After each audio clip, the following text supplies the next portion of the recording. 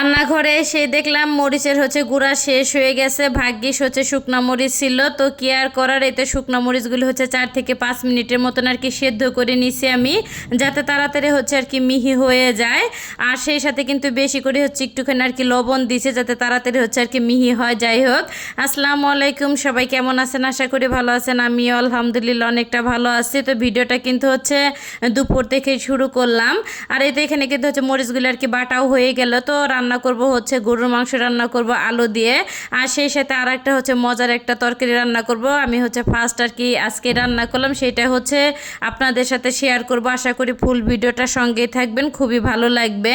আর এতে এখানে কিন্তু গরুর মাংসটা পরিষ্কার করে আর কি ধুয়ে নিয়েছি আমি। তো গরুর মাংসটা হাতে আর কি মাখিয়ে আর কি বসাই দেবো আমি। আর এখানে কিন্তু শুকনো মশলা দিয়ে দিলাম, আদা রসুন বাটা, তেজপাতা, গরম মশলা দিয়ে দিলাম, আর স্বাদ মতন লবণ, আর সেই সাথে বেশি করে আর কি পেঁয়াজ কুচিটাও দিয়ে দিলাম।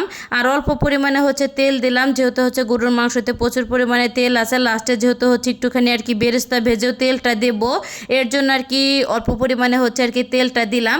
আর সুন্দর করে কিন্তু আর কি মেখে নেওয়া হয়ে গেলে তো হাত ধুয়ে বেশি পরিমাণে আর কি পানি দিয়ে দিব, যাতে এক পানিতে আর কি সুন্দরভাবে মাংসটা আর কি সেদ্ধ হয়ে যায়। যাই হোক, তো ঢাকনা দিয়ে ঢেকে কিন্তু ওই চলে আর কি আমি বসাই দিয়েছি। আর এই চলেই তো নতুন একটা রান্না আর কি আপনাদের সাথে শেয়ার করব আমি। রুই মাছের আর কি যে তেলটা থাকে, ওই তেল দিয়ে আর কি সবজি আমি রান্না করব। আগে কখনো রান্না করি না, অনেকেরই দেখি আমি রান্না করা, তো ভাবলাম আজকে আর কি ট্রাই করি।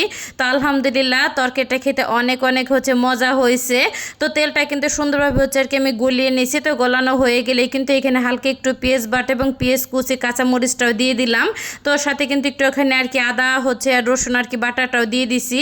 আর একটুখানি আর কি শুকনো মরিচ বাটাটা আমি রেখে দিয়েছিলাম এই তরকারির ভিতরে দেওয়ার জন্য। তো সেই সাথে শুকনো মরিচ বাটাটাও দিয়ে দিলাম। আর এই তো এখন কিন্তু শুকনো আর কি মশলাগুলি দিলাম, আর স্বাদ মতো লবণটাও দিয়ে এখন সুন্দর করে মশলাটাকে আমি কষিয়ে নেব। তো কষানো হয়ে গেলেই কিন্তু এখানে একটা বেগুন এবং 2টা টমেটো, আর ছোট ছোট সাইজের 3টা আর কি আলু দিয়ে দিলাম। আর এখন কিন্তু মশলার সাথে উল্টে পাল্টে নেড়ে চেড়ে আর কি মিশিয়ে ঢাকনা দিয়ে আর কি ঢেকে আমি ওই চুলায় বসাই দিব। আর এটা কিন্তু রুই মাছের পেটের ভিতরে যে তেলটা থাকে, ওই তেলটাই। যাই হোক, আর এদিকে কিন্তু গরুর মাংসটা আর কি কষানো প্রায় আর কি শেষের দিকে। তো এখন কিন্তু আলু আর একটা টমেটো আর বেশ কিছু পরিমাণে আর কি কাঁচামরিচ দিয়ে দিলাম।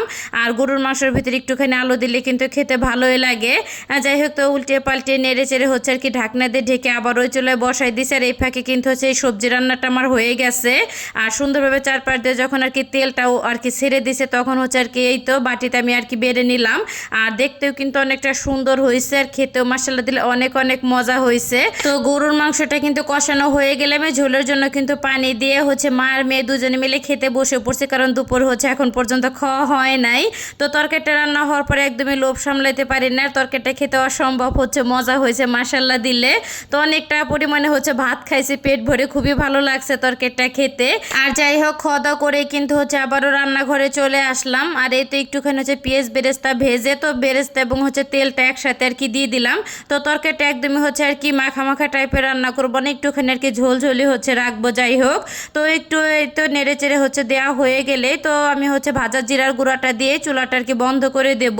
তো লাস্টের দিকে বললামই তো, মাছ মাংস বা ডিম তো রান্না করলে একটুখানি ভাজা জিরার গুঁড়া দিলে আমার কাছে আর কি বিশেষ করে খুব ভালো লাগে। আর এই তো তরকারিটা কিন্তু আমার রান্না করা হয়ে গেছে। তো বাটা মশলা দিয়ে যেহেতু আর কি রান্না করছি, এর জন্য কিন্তু কালারটা দেখতে অনেক অনেক সুন্দর আসছে, আর খেতেও মাশাআল্লাহ দিলে অনেক মজা হয়েছে। তো আজকের ভিডিওটা কার কাছে কেমন লাগলো অবশ্যই কিন্তু কমেন্ট করে জানাইতে একদমই ভুলবেন না। তো ভিডিওটা এইখানে শেষ করলাম, সবাই ভালো থাকবেন, আল্লাহ হাফেজ।